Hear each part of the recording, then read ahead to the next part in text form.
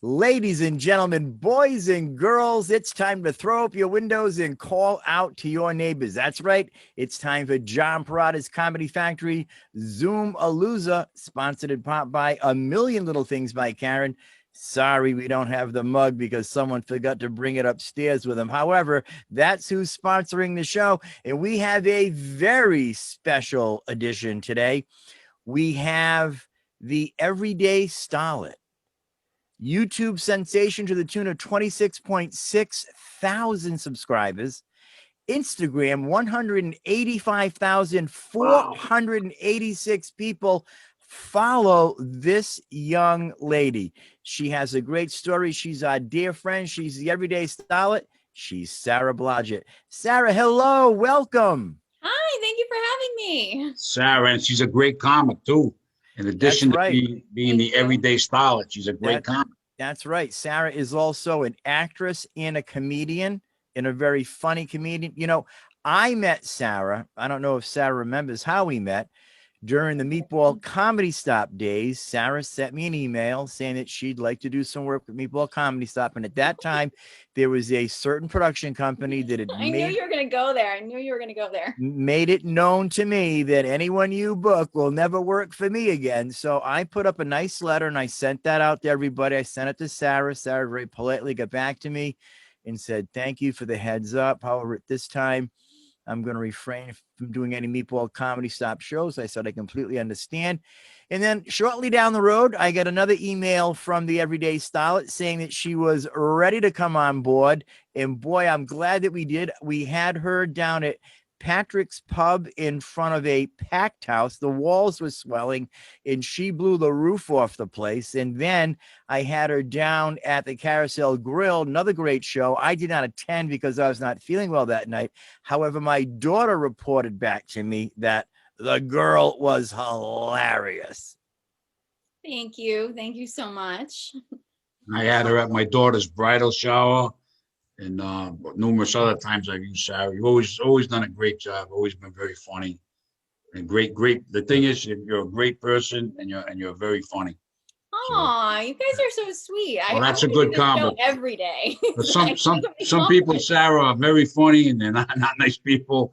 You got to both. You're a nice person and you're funny. There's some that are not. We'll refrain from naming names on camera, but we won't name names. We won't name names, but but I bet our lists would probably overlap. So yeah. Oh yeah, it probably would. And Sarah brought her dad along with her to the show at Patrick's Pub. I got to meet her dad. Oh, that's right. Yeah, that's right. He used to tell people that he was my bodyguard. There you go. Well, you know, in this day and age, sometimes you need security. Yeah. So, Sarah, my question is, what came first, acting or comedy? Because you do both exceptionally well. Oh, thank you. Well, I would say acting technically because I wanted to be an actress ever since I was like a little girl. And because I think I wanted to perform, I wanted to be an entertainer, but I think at that point in time, the only way to do that really was acting. Like that was kind of the only thing in my world that I knew of that you could do. Like I knew of stand-up comedy, but it wasn't something that was like, you know, not everybody did that, you know, kind of thing. So it wasn't really like in my wheelhouse. So like getting into like theater as like a drama nerd in high school and stuff like that, that was kind of like what I pursued first, because that was just sort of the only thing, I guess, sort of in my view of like what a performer would do. I'm not really a singer. So other than that, it was like, okay, I guess I'll be an actress. So I kind of did that first. And then in my pursuit of acting, and I kind of moved from Worcester, Massachusetts into Boston for a little while. I was starting to take acting classes out in the city, and I started taking improv classes. I did improv classes at Improv Boston. And then I kind of stumbled across a stand-up comedy class in Boston. And I was just like, oh, I always really like comedic acting. And I felt like I was better at acting comedy roles than dramatic roles. So I was like, oh, maybe I'll give that a try. Like really didn't think it was going to go anywhere. But I did always dream of being on a sitcom. And I know so many sitcom actors were comics first. So I was like, oh, I'll do this. I kind of had this weird idea in my head, which I think every like new comic has this idea in their head. I'm like, oh, I'll just write like 5 minutes of material. Someone will see me, they'll spot me, they'll be like, oh, she's great. I'll give her a sitcom, and everything will happen. And like everybody that starts comedy thinks that way. Like, oh, I'll just do like 5 minutes of material, I'll get discovered, and I'll be rich and famous. And then like 15 years later, you're like, oh, that didn't happen. But You've enjoyed great success, though. You've done some big productions on stage with plays. I've been a big fan of yours and have followed you. So when you would post things, or Frank O'Donnell would post things, I would always play with whatever video clips were there. And I'm a type of person where if I see something, then I do the deep dive. I want to see more. So then I get on, I do the Google search, I do the YouTube search. So I'm very familiar with your work, and you're very, very talented, very talented. Are you still acting? Acting, like just doing acting roles, kind of, I think once I really got into comedy, acting kind of took a back seat to that, I think, because it just wasn't as much my passion anymore. And I will do it occasionally. Like I've done a lot of plays with Frank O'Donnell, like some that were original plays that he's written, that he's sort of written parts for me in, where I'm usually like just wearing a towel, or I'm dressed as a naughty nurse or something. I'm like, Frank, seriously, like every show, really. But yeah, or like some theater that I've kind of done like through people I've met through doing his shows. But that's not really my focus anymore. I think because I think there's something about comedy that I loved the idea of being myself on stage, and like, or being a heightened version of myself, as opposed to sinking into pretending to be another character. And I like the idea of like getting to play another character. But even when I would do, like we actually just did, Frank O'Donnell got a bunch of us together just to do like an informal like Zoom call reading of one of his plays that we'd done together. And so I got to like kind of revive one of my characters.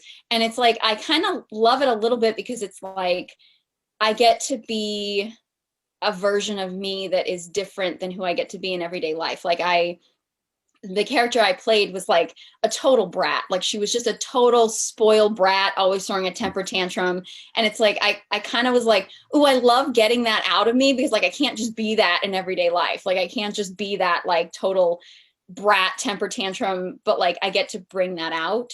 But I kind of, I liked comedy more because I got to just be me on stage, as opposed to like having to shift constantly into being somebody else. So that answers my next question. I was going to ask you, what do you prefer, acting or stand-up? It sounds like stand-up is your passion. You enjoy that more than acting. Well, stand-up is definitely my passion more than acting. That's definitely more my direction. Although I have actually gotten away from doing stand-up, and now that I have like my YouTube channel and my Instagram and stuff, that's kind of become more of my passion. I don't really know what I'd really call it. I don't know if I have a title. Some people would call it an influencer or a content creator, or whatever it is that my title is, I guess. That's kind of become my passion, because that for me gets to be an even deeper level of me being myself, because I don't have the limits of, I have to be funny. I can be funny if I want to be, but I don't have to make it funny. And I can be a lot more variation. Like, when you do stand up, you kind of, you got to make it simple for the audience. You know what I mean? Like I've had a lot of, over the years of doing stand up, I've had a lot of, bookers or veteran comedians telling me about how, like, you have to be, you have to make it simple for people. Because as we all know, comedy audiences, no offense, they're not always the brightest people in the world. They're usually, few drinks in, and they want things to be very simple and clear. So there was a lot of like, okay, well, are you like the ditzy blonde, or are you the smart, sassy girl? Like you got to be one or the other. Whereas like in creating my own content, I can be both. I can be whoever I want to be that day. And it's like, I think it's another layer of like not having limits to what it is that I want to do. So like I've kind of evolved into doing more of that. Although I don't do stand up now, because everything is crazy. But like if I were to do a comedy show or something at some point, or host something or whatever, like I still love it, and I miss the stage more than I can even express. But like I love where things are shifting now into sort of being more of like a content creator. I can tell you that there has not been a time where I have visited your YouTube channel and laughed right out loud. I live by myself. Your comedic timing is impeccable. Thank And you. not a lot of people can make me laugh when I go to their YouTube channel, and boys and girls at home. Sarah's YouTube channel isn't really for a 62-year-old guy to learn how to put makeup on and stuff like that. But I just enjoy Sarah as a person so much in her comedic timing. There was one that you did that I watched recently where you're given the pitch and then you redo it again. Then you redo it again. Then you look to the side and you say to like no one in particular, oh, this is really inappropriate. I have to stop. And I just fell out of my chair laughing. Aww. Your comedic timing is razor sharp. And the other thing that, in my humble opinion, I've told you this in a private message, no one, boys and girls, does a better TikTok video than Sarah. No one, no one, no one. That one that you did with Ruma Clanahan, am I saying her name right? Oh, Blanche from the Golden Girls. Blanche from the Golden Girls. I need CPR after I watched that. I'm surprised that I didn't break the playback on the apparatus that it was playing on. I found that to be like, that's one of the funniest things I've seen all year long. I've told people about it. I've watched it over and over and over. Is it hard to make a TikTok video, or does that come easy to you because of all of your acting experience and your stand-up experience? Talk to us about that. Well, I feel bad because I really haven't been making TikTok videos. I know, and I'm missing that. Well, there was a while that they were saying that they were going to ban the app and that, you know, it was like all this kind of controversy around it. So I was just sort of like, oh, why bother? It's too much work. I'm not going to bother with it. I'll be totally honest with you. As much as I spend time on social media, I am such a grandma when it comes to new apps. Like it takes a lot for me to switch to a new app. Like even like now, like everyone's like, oh, go to Clubhouse. It's so great. I'm like, whoa, like, no. Like you got to sell me on an app before I switch. So when TikTok started, I was like, no, I'm not going to do that. Like I tried Snapchat. It was not for me. I was like done with that. Like I was just like, no, I'm not going to do it.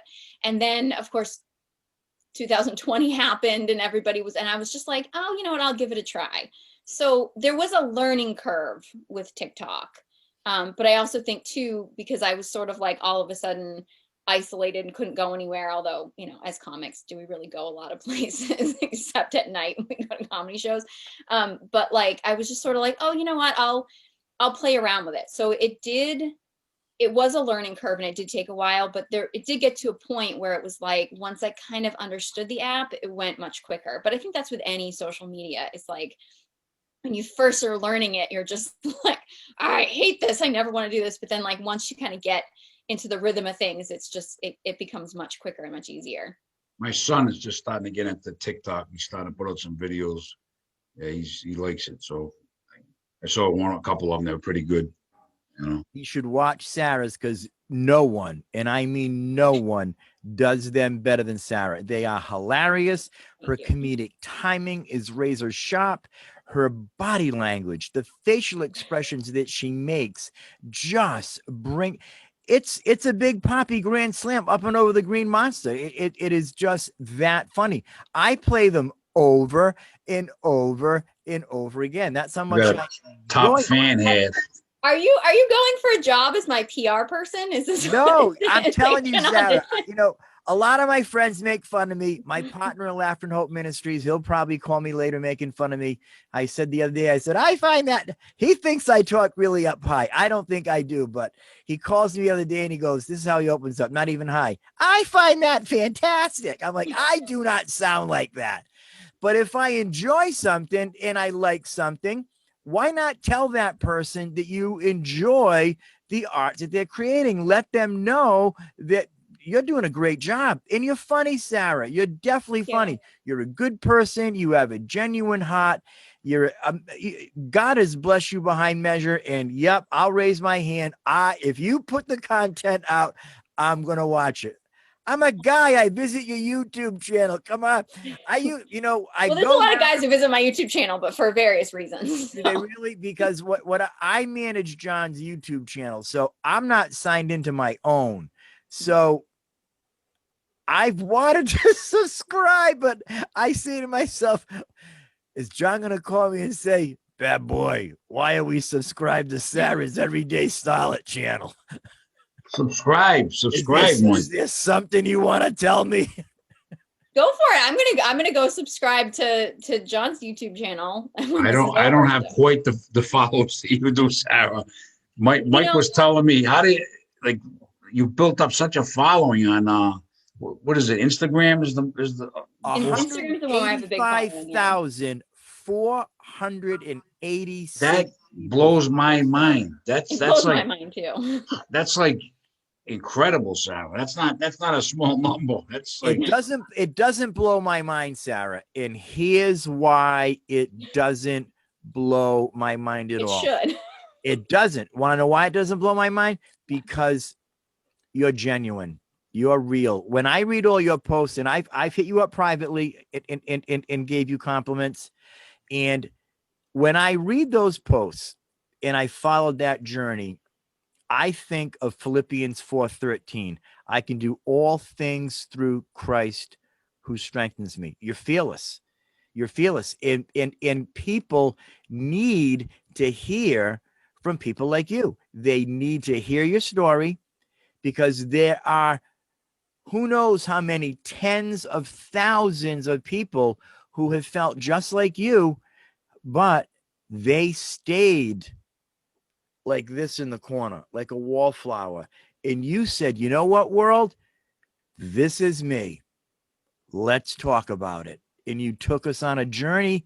And that's why you have these followers. You're an inspiration, Sarah, to so many people. It does not surprise me that you have that many followers. And as that continues to grow and grow and grow, who knows what this could lead to for you? The sky's the limit, Sarah. Thank you. The sky's the limit. You have me so motivated. I feel like I'm going to finish this and be like, oh my God, I got to make a video. I got to get more, like, you got me so like pumped up now. Thank you. That's another thing that I've hit you up. Sarah must see these things coming in. Not that I hit her up a lot, but I do, because I want to learn. So I hit you up another time on editing, video editing. Remember that?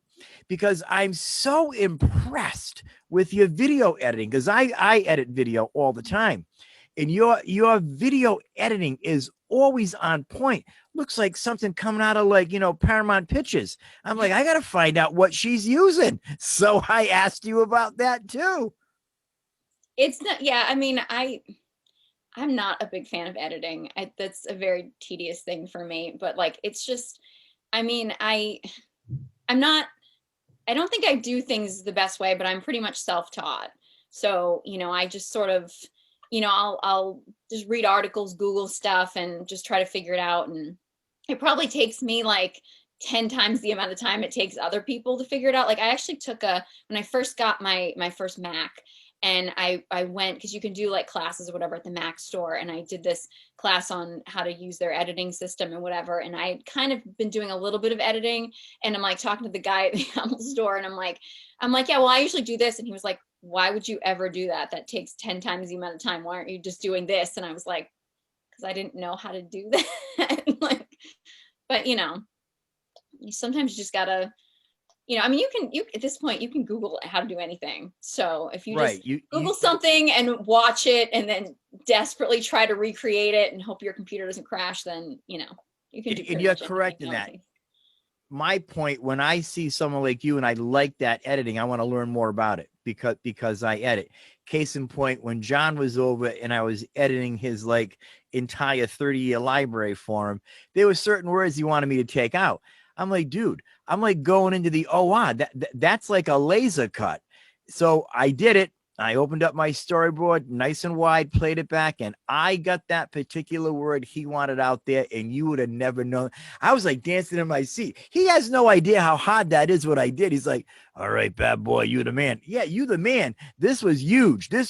We needed to get up and dance in the kitchen. That's how big this is that I just did. But he doesn't understand that. So when I see that that on point, laser sharp, those transitions on your YouTube channel so quick, and the way that you're timing them, because your facial expressions are priceless. They're priceless. And that's why I wanted to know about that. What I want to talk more about is Everyday Starlet. Now, you have this massive following. Are there any thoughts to get into motivational speaking, or have you already done that? Have you already tested those waters? To be honest with you, I think that's how it all started. Like motivational speaking for me is the ultimate goal. Like that's sort of my end game, I think. Because I think I got to a point, I've been doing comedy, I think for about 10 years when I started Everyday Starlet, the website and then the YouTube channel. And I think I was getting, I mean, as much as I love stand up and I love the stage, there was a part of me that was getting a little bit like, okay, I'm getting older. Do I want to be in dive bars every night? Do I want to be traveling? And do I want to be this and whatever? And like, where do I want to go with it? And I was like, I wanted something that was a little bit more like I could work from home and things like that. And I was also thinking that I wanted to do more motivational speaking. And so I think part of creating Everyday Starlet was for me to try to figure out what the message was that I wanted to get out into the world. Because that was one of the things I think that I love about stand-up, that I think I miss the most about it, was that when I would get up on stage and I would talk about something personal, like I would talk about my weight loss, or I'd talk about relationship struggles or something. It's like after the show, I would get so many people, especially women, that would come up to me and be like, oh my God, I went through that too. Or like, they would tell me about like, oh, I had my weight loss that was like this, or like, oh, I've struggled with this too. And like, that's the thing that I really like loved about it, was that like connection. So I really wanted to figure out a way where I could still get on stage and I could still talk to people, but yet I had more of a message as opposed, and I could be funny too, but it wasn't just about this joke or that joke. It could be more about like having a bigger message. So when I started Everyday Starlet and the YouTube and everything, and it was kind of my way of trying to flush out like what is the message that I want to put across. And so motivational speaking for me is like the ultimate goal. And I definitely want to do that. It's just a matter of sort of, I think that's going to happen when the time is right for that to happen. Are you ever going to get back into stand up when the virus gets better, and you think you'll go back, still perform, Sarah? Or are you going to stick more with what you're doing now with the Everyday Starlet? I think the way that I kind of was operating even before everything shut down and everything was kind of like, I have my select group of people in comedy that like, if they were to ask me to do something, I mean, like, John, you're definitely one of them. Like, if you asked me to do something stand-up wise, I if I could do it, I would do it. You know what I mean? Like, there's a certain select group of people that like, if they ask me like, hey, do you want to do this? I'm like, just let me know when, where, I'm there, kind of thing. I don't see myself like actively going out and like, chasing it like I was before, like, going out and trying to get into this place or that place, or try to get into this club or whatever. But like, I feel like I would definitely, there's people who, they ask me to do a show for this or that or whatever, I'm like, yeah, I'm there. But I don't really see myself chasing after it. And I think for like, for a good 10 to 15 years, comedy was my life. I mean, I don't really think I had much else going on besides comedy for so much of my life. And I just sort of feel like it's not my life anymore. It's something that I definitely love, and I definitely, will do when the opportunity comes along. But like, it's not my world anymore. It's just sort of an aspect of my world now. Yeah. Now with Everyday Starlet, with that massive following that you have on both Instagram and YouTube, you've been so honest, you've been so open. I would imagine that women are reaching out to you. Hey, I've been there. I've been this. I mean, seeking it. Has that happened? Have women reached out to you of like, man, I'm down and out. I need a word of encouragement. How did you do it? Does that happen? And does it happen frequently? It does.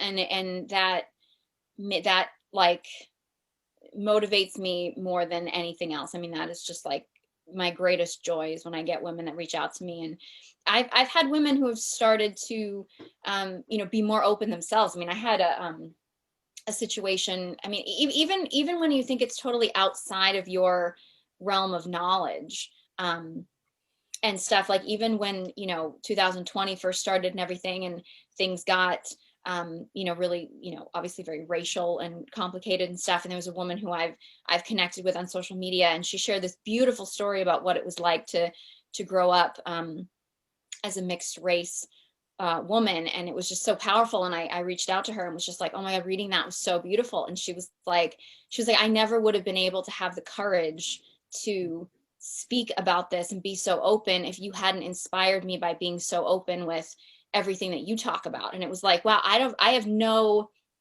knowledge or experience of her struggles and what she's been through specifically, but the fact that she felt like she could share her story and inspire other people with that story because I had been so open with my story. It's like it just becomes this like trickle down of like, you just never know who you're going to help, because even somebody who may have a totally different situation than me sees me being open and is like, now I can be open. And you never know, there could be some other woman who sees her being open and is like, hey, now I can be more open with what I've been through. And it just sort of is this big collective.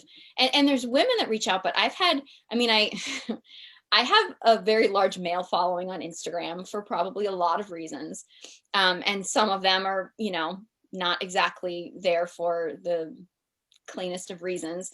But I've had guys who have reached out to me who've told me that they, you know, have been in the military and suffer PTSD, and that my story has inspired them to be more open. And it's just like, I have no knowledge or understanding of that world at all. But like the fact that I could do or say anything that would help someone going through that is like, it's an honor to me to be able to just, you know, by just taking a selfie and sharing a story, you know, it just, you just never know who you're going to help by That's just right. being yourself. That is exactly right. You could, and I think it would be a huge, huge, huge success. You could put together an evening with the everyday starlet, Sarah Blodgett, and I think that you would pack those arenas because people want to hear from you, Sarah. So now you're going to encompass motivational speaking. You're going to be humorous. You can even up the humor to where, you know, I'm going to do an absolute joke right here and I'm going to blow the roof off. You could do all of that with the main message of being inspiration, hope, uplifting these people. People will come out to see you, Sarah.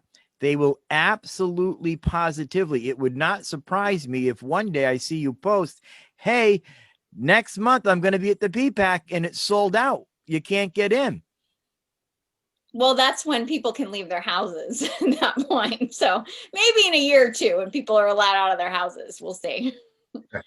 That can very well happen, Sarah. Because I'm not doing that if I have to wear a mask, because I'm not covering up. Right. No. And I wouldn't expect you to, but this is my moneymaker right here. So I'm not covering exactly that up. right. What I'm saying is you have laid the foundation, and the foundation that you have laid is good. These people look to you. You inspire them. They want to hear from you.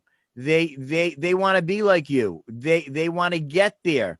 You know, I have a friend who's very, very overweight, and I tell him, you know what? I don't know what it's like to be that size. I don't, but I know this, you can do it. You can do it. I had my Pastor Mike on last week on Wordview with John Del Ritchie, and John Del Ritchie talked about how when he was big, how he lost like 85 pounds. He said the first day on that elliptical, I couldn't do it. It was hard. So the next day I went back and I just did 1 minute more. Mm-hmm. So what you've accomplished, Sarah, people want that. They want that. They want to learn from you, and they'll come out to see you. Hopefully someday. They definitely will, Sarah. You could be on a national worldwide tour. I could turn on one of my favorite shows on Sunday morning is CBS News with Jane Pauley. You could be one of the segments. Oh, I thought you said you'd be Jane Pauley. I was like, I kind of want to be more attractive than Jane Pauley, but you know. That's a great show. They have all these segments on. Matter of fact, this week they had on this girl. Her name is Salika, and I can't pronounce her last name, so I apologize if you're watching. She had cancer. She had cancer bad. Life is put on hold. This is a death cancer that she has. Praise Jesus. She comes back. She's okay. She's cancer free. Now, she was reaching out and writing letters to people, and people writing her back. So what does she do? Gets in her Volkswagen bus, retro Volkswagen bus, and traveled the country visiting 11 people. And she wrote a book called Between Two Kingdoms. The kingdoms being healthy, vibrant, full of life, sick, am I going to die? An inspirational story. People would be inspired to hear from you, Sarah. That's the point I'm trying to drive home with you, kiddo. God has gifted you beyond measure. Thank you. Beyond measure. Do I get to do it in a vintage Volkswagen? Because I love those. You could do it in a vintage Volkswagen, and no one does 1940s, 50s glam better than you. I mean, you look like something right out of a movie in that era. You really, really do. I'm telling you, I'm excited just talking about this. You're almost more excited than I am. An evening with the everyday starlet, Sarah Blodgett. Wow. I think you got a promoter here, Sarah. I think he's. I know. He's gonna hire him to do all my PR. Yeah, I would let him do it. He's pumped up. Yeah. There's not a woman that I don't know that wouldn't be inspired by Sarah. How many women do you know, though? I only know 2. Yeah, because I was just saying, I know a lot of comics, and they're not all ladies' men. So right. But they would be. On our website, Laughter and Hope Ministries, part of the About Us says that we use comedy as a bridge to salvation and hope. What you have, Sarah, is you can use your story, your motivation, your inspiration, humor, all of that as a bridge to hope for these people. I know what it's like. I've been there. I've woke up in the morning, looked in the mirror and said, I know what you're going through. It takes a village, Sarah. Well, yeah, when I wake up in the morning, I look like John Goodman. That's kind of what I tell people. I'm like, this takes hours. Listen to you. This takes hours. How did you come up with the idea for Everyday Starlet? Like, how did you even come up with that idea to go in that direction? That was amazing. That was how you built up the following you have and everything. Well, the name Everyday Starlet kind of just came to me. I went for a walk and I was like, oh, I want to come up with a blog name. What do I want to do? And I was just sort of like, and I just, I've a sort of a bit of an obsession with old Hollywood and old Hollywood glamour. And I was just sort of like, oh, I want people to feel like they're like, in a movie every day, like they're a starlet every day. And I'm just like, Everyday Starlet. I'm like, oh, I kind of like that. And it just kind of stuck. But the actual idea for it, I think, kind of came because, obviously we've all been in comedy, so we know comedy does tend to be more of a boys club. It's mostly men, and unless you're doing like a women's show, there's more male comics than there are female comics. And so I felt like for most of my comedy career, I had just been sort of surrounded by guys and boys and everything. And which is fine. And I know some amazing people, and, I'm fine with being the only girl on a show if that's the way it works out and stuff. But I do think there was sort of this sense of like, oh my God, I still love makeup and beauty and like super girly stuff. And, when I'd go to comedy shows and stuff, it's like not like a lot of people I could talk to about like beauty and makeup and hair and fashion and stuff like that. So I just sort of got it started because I wanted to try to see if I could connect with women. For one thing, it's the first time I went to a blogging event that was like mostly women, because it was in Boston, and it was a lot of female bloggers, of different types of blogs, but it was mostly all women. And it was like my first time being in a room with that many women in like a decade, because I mostly was just dealing with comics, and I felt so weird. It was almost like I forgot how to talk to women. I was like just I didn't really know what to talk about other than just like, hey, have you done this show, or have you worked with so and so, or have you did, like, it was just like, it was almost like I just felt like, oh my God, I only know how to talk to like male comics at this point. So I kind of wanted to shift into talking about girly stuff because I was still doing a lot of comedy at that time. But when I started doing Everyday Starlet, it was kind of like, okay, I can have like my comedy and I can kind of like hang out with the boys, and then I can have Everyday Starlet where I'm like, oh my God, I get to be girly. Like that was just sort of the how it kind of started. That's cool. One of the things that I have noticed, I recently retired from the car business. That paid the bills during the day, and I love the car business. I have a great passion for it. And the last dealership I worked at, I worked with a lot of girls, young. I'm talking young, 20, 21, 22. And I had a front row seat to see the pressures that society puts on them to look like Kylie Jenner and Kim Kardashian. I would see them during the day. They'd be like this, taking selfies. It would take them 10 minutes just to get the right filter, the right picture before they would post it. And that's quick, usually longer. And I would always tell them, when you look in that mirror, see yourself as God sees you, his daughter, a child of God. My question to you, Sarah, is, do you have a lot of young girls in that age demographic reach out to you and say, I need help, I am just a mess? I don't think that my age demographic is so much young. I think I tend to have a little bit more of a demographic that is a little older. I do have some young girls who reach out, but I do tend to appeal, I think, to a slightly older audience. I think a lot of women who have sort of gotten to the point where they've been beaten down by that pressure at that age group and have shifted into a new age group where they're like, oh my God, I just can't do this anymore type of thing. You know, I think, I mean, when you're young, you have more energy, you have more enthusiasm. It's like easier to take that extra time to do that. And I think a lot of times it takes a little bit of life experience to then sit there and be like, oh my God, I've, you know, I need to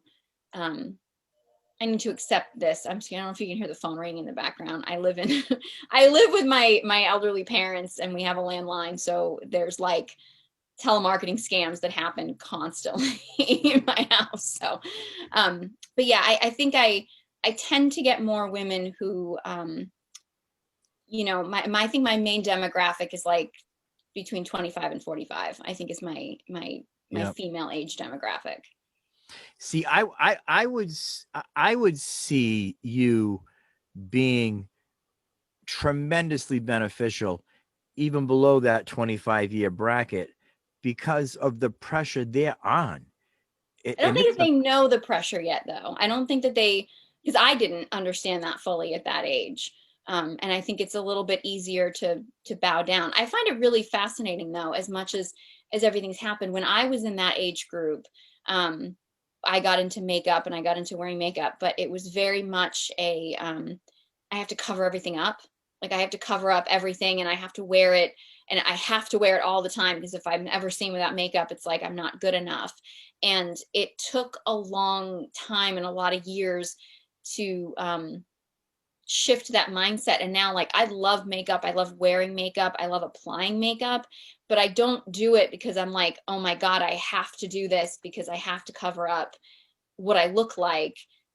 It's like, you know, if I want to go to the store and I want to not wear makeup, I'll go to the store. And I mean, nowadays it doesn't matter because everyone's wearing a mask, but I mean, like before that, you know, I don't feel like I need to wear makeup in order to be good enough or validated or anything. It's just, I like it. I like playing with it. You know what I mean? So it's more of something that I like, I get to do this because I get to paint my face and it's fun, as opposed to when you're younger, it's like, I need this. I have to wear this because I'm not, which is ironic because you'd think when you're younger, you wouldn't think of needing it as much, but like, there's a confidence, I think, that comes with just age and experience and stuff. And I think I tend to attract women that are kind of going through that transition of like, okay, I don't want to rely on this and be a slave to it. I don't want to be a slave to what the media tells me. Because when you're young, you don't know any different. Like you kind of just follow along with whatever you're kind of being told to do. And even when you think you're a rebel, you're still going along with whatever like the rebel tells you that you have to do. And so I think I tend to kind of strike a chord with people who are in that shift of like, oh my God, I don't want to buy into the what I'm being told to do, but I still like things. I don't want to completely give up on, and I do think I get some women that come to me who have become moms and they kind of, they just shunned everything and didn't do anything for themselves. And now they're like, oh, I do want to feel nice and I do want to look nice, but I don't want to be a slave to, what I was a slave to when I was like 18 and what the media tells me I have to look like. But I also want to feel nice and feel pretty and feel beautiful, and so I think I tend to find women, even though I'm not a mom, so I haven't been through that particular shift, but I think I tend to attract more women that have kind of hit that point of like, okay, I was a slave to the media and the what I'm supposed to be. Then I gave up everything and now I want to figure out how I can feel good, but not be a slave to that anymore, kind of thing. Mm-hmm. That makes sense, Sarah. That makes sense. I think that you could attract that younger crowd if you did an evening with the everyday Starlet, Sarah Blodgett. I think some younger people would come out that you have wisdom and you can't beat wisdom. When Tom Brady won his 7th Super Bowl ring, they had the Tampa Bay Buccaneers owner on, and he said, my dad always said, if you want to know the road ahead, get someone that's already been there. And he goes, and we did. We went out and got him. Experience, wisdom, life lessons, that speaks volumes. And younger people need to hear that. They need to hear that because they're under so much pressure to look a certain way. And why? I told one girl one time, I said, you know what? Take Kylie Jenner in the backyard and hose her down. She's not going to look like Kylie Jenner. She didn't look like Kylie. I mean, it's amazing it's amazing how like mind manipulated we are by the media. It's like really fascinating how like, it's like, you mean to tell me that on Kylie Jenner's 18th birthday, she all of a sudden went through puberty? It's Right. like she had no boobs, she had no hips, she had no butt, she was like straight up and down, and then all of a sudden, like she hits, hits puberty, so to speak, and all of a sudden she looks exactly like Kim Kardashian. It's like, Right. really? And Really? what makes her look silly is her sister Kendall, the supermodel, is straight up and down. Well, because I think she looks more like the Jenner side of the family. Right. And stuff. So, but then again, there's also that. I mean, she posted a picture, I think, recently of herself in a bikini, and I mean, I know that she's more natural than a lot of the other girls and stuff. And again, you don't really want to. I don't really want to shame anyone for how they look and their Right. natural body type. But then it also is a little difficult when it's like, okay, but that's the only type that's ever been accepted. And then I was working on a post about this actually, just before this, about the idea that like when the media, so to speak, expands the view of what's acceptable, and they're like, okay, so let's have another body type. It's because it used to be, I mean, I grew up in the age of the heroin chic supermodel and like the Kate Moss, and like that was the ideal, you know what I mean? Like I legitimately, and people look at me like I'm crazy when I say this, I legitimately thought having boobs was a terrible thing. Like that it was just like, and I tell people all the time that like that Pamela Anderson on Baywatch was actually like my salvation. Like she actually helped my body image, which most people are like, really, how is that possible? But it was like, oh my God, there's a woman on the screen and she actually has boobs. I didn't realize at the time that they were fake because I didn't understand that concept, but it was just sort of like, she made it okay. It was like, okay, there's something different. She's not that like flat up and down, stick thin supermodel. But then it's like when the media decides to say, okay, well, we'll make another body type acceptable. So let's make the Kardashian body type acceptable. So you can either be the straight up and down supermodel and you can starve yourself, because most people are never really going to get to that point without doing some really dangerous things to their body.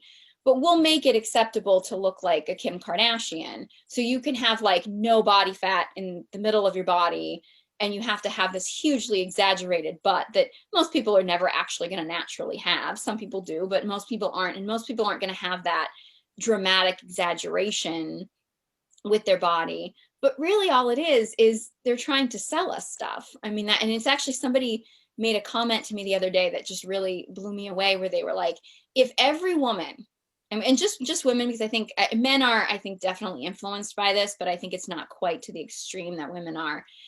If every woman just decided to love themselves exactly the way that they were born, like just their natural way, just love and accept themselves, think about how many industries would be completely destroyed. You're like right, $1 billion industries, the $1 billion fitness industry, health and fitness industry, completely deteriorate, right? The beauty industry, the fashion industry, they would completely, the $1 billion industries would completely deteriorate, because we're basically being manipulated into fitting this specific ideal because it's making people money, and I don't knock the beauty industry. I love the beauty industry. I love fashion and whatever. I don't knock it, but I think that people need to be more aware of the idea that they're being manipulated for profit. Like is what it is. I mean, if you want to enjoy, I mean, I love makeup and and skincare and all that kind of stuff. I mean, I love that stuff. I love eating healthy, and there's definitely, I love working out and fitness and stuff. I mean, I enjoy those things, but if you start becoming a slave to it, and that becomes your entire world and your entire existence, and you just are spending money to feed people who just continually try to make you feel bad about yourself. I mean, it's such a I don't know if it's disappointing or destructive or what the word is, but it's sad is really what it is. And you're right on point, Sarah. You are right on point. Everything you're saying is right on point. Have you ever thought of writing a book? I think about it all the time. Yeah. You should write it. I'm telling you, Sarah. I'm telling you. With all the followers you have, it would be a big seller. Sarah, it would definitely. Oh, hopefully. Think about it. Think about what we're talking about during this show. What all that you're sharing with us. And when people hear this and watch this, people are going to want to read your books, go to your and even or burn me as a witch. One of the two. No, that's not going to happen, because you're a I don't know. It's happened in the past. No, Sarah, you're a genuine person. People see that. They see you come in. She comes with no ill will. She's just like me. My son's he's on his fourth book is coming out soon. And his second book became a bestseller. He's got a lot of followers, but yeah, he's a big following. Yeah. Yeah, but you would, if you write a book, I could see it selling big. You know what I mean? Oh, well, this has motivated me. I'm going, as soon as this is over, I'm going to start writing. I hope so. I definitely hope so. Well, I shall have lunch and then I'll start writing. There you go. Have lunch first, right? Food is always the priority. Food is always the priority. Let's talk about that diet. You even get into that too. Now, did you completely change your nutrition program? How did you get into that arena? Oh, I mean, dieting and I've tried every diet that's ever existed. Well, probably not now, because I kind of stopped buying into them, and now there's so many and whatever. But I mean, I tried my first Fad Diet when I was 8 years old. I was about 8 years old. It was a this is what's going to age me. This is going to age me. The spokesperson for it was Tommy Lasorda. It was a delicious shake for breakfast, another for lunch, and a sensible dinner. I remember that. I was 8 years old, and I was like, oh my God, I can get to have a milkshake for breakfast and for lunch. And that lasted one meal, because I took one. My mother was like, really? You're really going to try this? And I was like, yes, I'm going to do this. I took one sip, and it was disgusting. I spit it out, and I was like, I'm done. I'm not doing this anymore. That is too funny, Sarah. Yeah. Tommy Lasorda. Yeah. He just left us. He just passed recently. Yeah, he did. Legend. Huge influence on my life, really, just because of his diet commercials. I would have never pegged that. Who are some of your influences, Sarah, in acting and comedy? Well, I mean, obviously, you know, the first person who really fascinated me when I was younger with acting was Marilyn Monroe, which is, you know, almost stereotypical at this point. Like, yeah, shocker, right? But yeah, I had a weird obsession with her at a very young age. I remember in school, I don't remember what grade I was in, but we had to pick a celebrity to read like a biography of them and do a book report.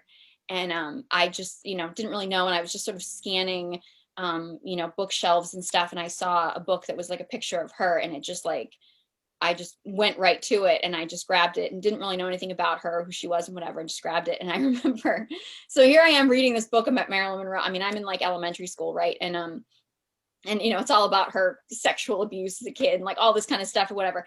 Every single other girl in my class read the same biography. And it was the biography of Nancy Kerrigan, because she had just gone through the Tanya Harding scandal and whatever. And so like every other girl in my class read the biography of Nancy Kerrigan, and I was the only time. Here I am reading about Marilyn Monroe and like all of her husbands and stuff like that. And so I was kind of the weirdo of the group. Now, were you drawn to that because on the cover you're saying, "Hey, she kind of looks like me. I kind of look like her." Well, no, I didn't have this hair color back You didn't then. have that hair color. Okay, No. what made you? This reach? is not natural. I don't know if you can. Well, tell. I didn't think it was natural, but I don't think you're that far off from it either. What made you reach for that book? I mean, there were others there. What made you reach out for that one? Well, I think part of it was her hair. I've always been obsessed with. You know what? It's interesting. I've always been obsessed with, and it wasn't something I really even fully understood until recently when I you know was sort of analyzing comedy and my stand up and stuff. Is I've always been really drawn to the dumb blonde as a character. And I know, like, I've had over the years, I've had people like when I've done improv, they're like, oh, you always fall back on the dumb blonde character. Or, you know, in my stand up, sometimes it was just sort of like, well, you're just playing the stereotypical dumb blonde. And I'm like, I love that character. Like, I just always felt like that. And I'm not saying Marilyn Monroe was a dumb blonde, but she did play a lot of dumb blondes in her career and stuff. And I've always been so drawn to that as a character because I always felt like, for one, I've always, even as a kid, I always enjoyed comedic things as opposed to, you know, drama or anything. And I always felt like the dumb blonde character she always got to be pretty, but she always got to get the laugh too, you know, because I feel like you don't always get that in every dynamic. A lot of times, like the funny person has to be sort of odd looking or has to be kind of goofy looking in order to get the laugh. Whereas like the dumb blonde typically gets to be very pretty and very glamorous, but she also gets to have the laugh. And she also, in general, and there are obviously different variations of it, because sometimes they can be, you know, more shallow and insulting or stuff. But in general, the classic dumb blonde is actually usually more self-deprecating. Like the jokes are usually about her. She's not usually mean to other people. And I'm not really somebody who likes making jokes that are sort of mean or insulting to other people. Like I mean, I have a ton of respect for insult comics who are really good at it.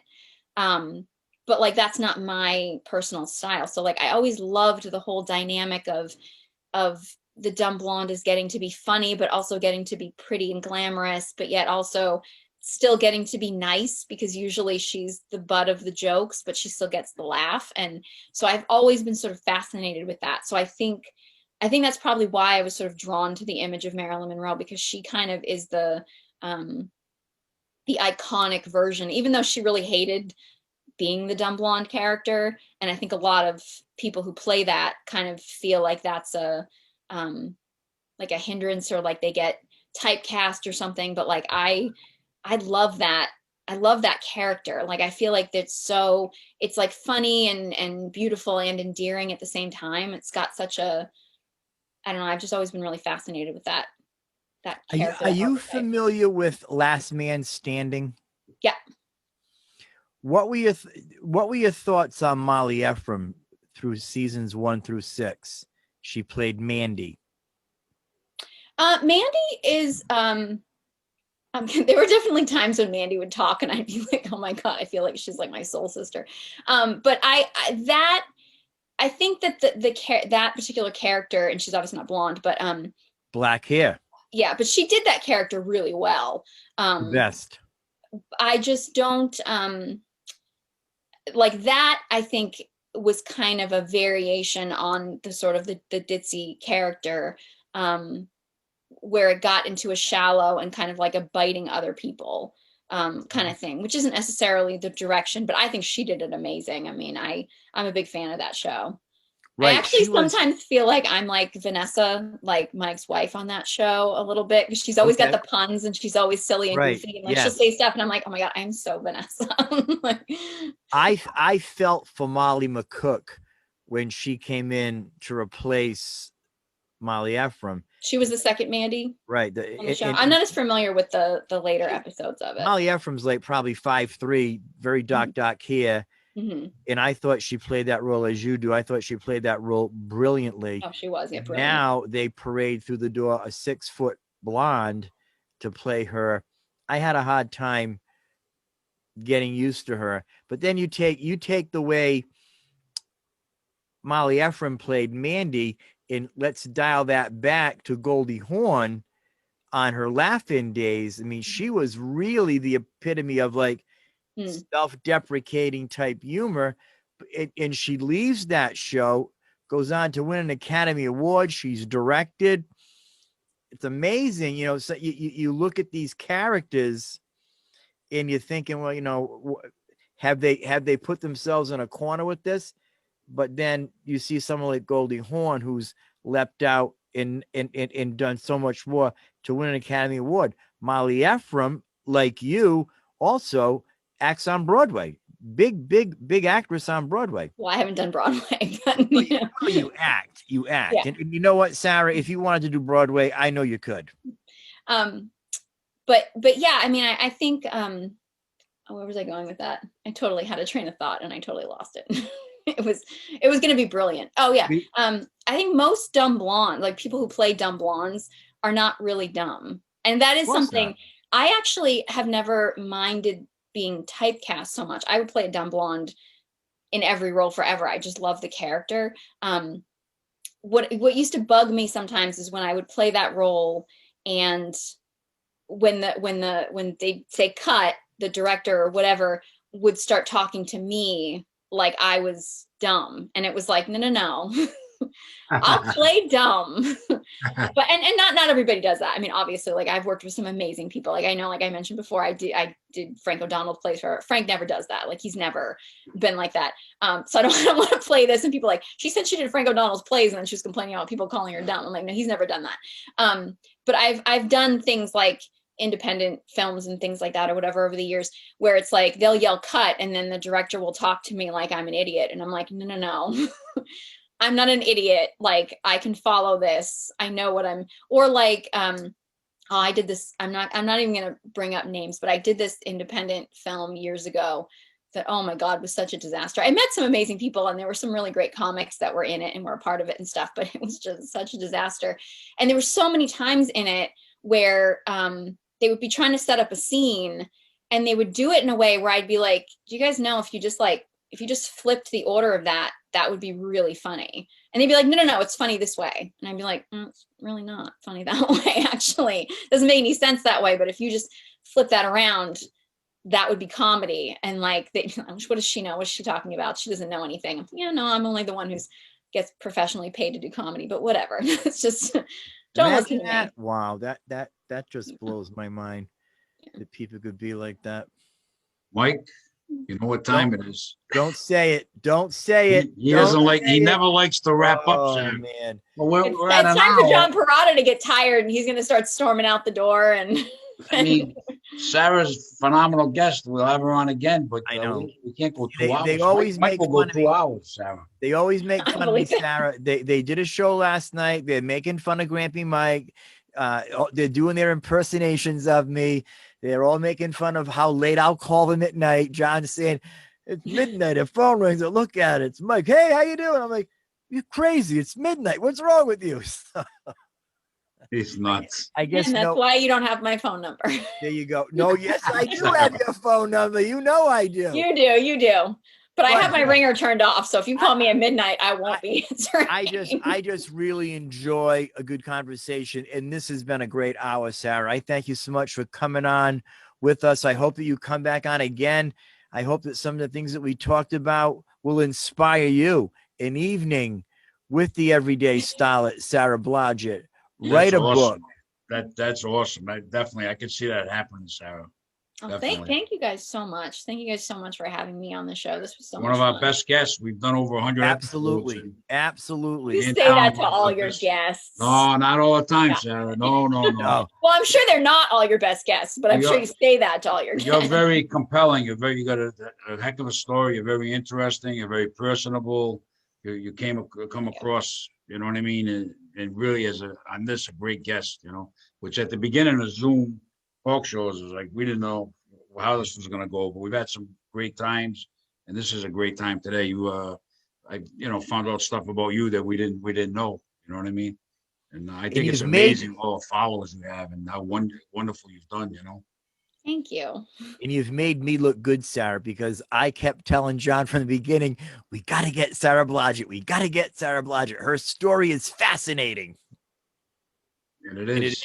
Well, really thank you. Thank you both so much for asking me to do this. This was so much fun. And You're we'll welcome, get you back Sarah. into comedy, Sarah, when things get going and things are safe.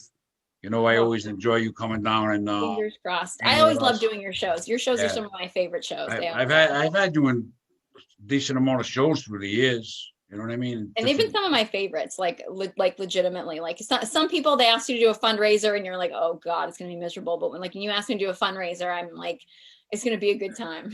Yeah, we always have fun, the camaraderie I miss the camaraderie of the comics. Like you come in and Chris Tab comes in, whoever, and we're all hanging out and talking and seeing each other perform. And I miss all that. So I look forward to getting back to that. You know what I mean? Yeah, no, I agree. I miss that too. Yeah. Yeah. Well, it's great having you on, Sarah. Mike, I gave him the reins today. He's an awesome host. He come up with questions that I probably would have never came up with. So I want to thank Mike. He runs my YouTube channel. And why do I only have a couple of hundred subscribers and Sarah has thousands, Mike? This is the question we're going to have. Why, Mike? Well, he doesn't run my YouTube channel, mind you. I think I got to hire Sarah to run my YouTube channel. There you go. That's right.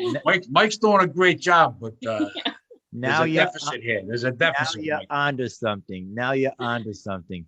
Sarah, Mike is phenomenal. I pray God's favor over you, your mom and dad. Thank you. Keep at it, kid, because people want to hear what you're saying.